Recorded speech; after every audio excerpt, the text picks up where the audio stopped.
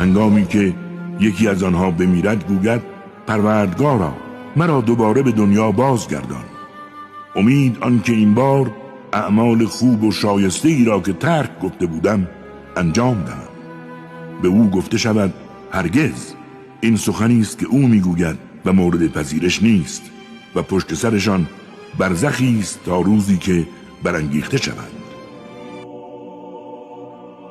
وقتی دروازه عذاب سخت را بر روی آنها بگشایم دیگر از همه جا ناامید می‌گردند.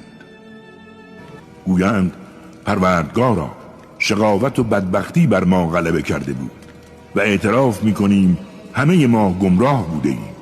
پروردگارا ما را از این آتش خارج کن. اگر یک بار دیگر به کفر و باطل برگردیم قطعاً ستمکار خواهیم بود.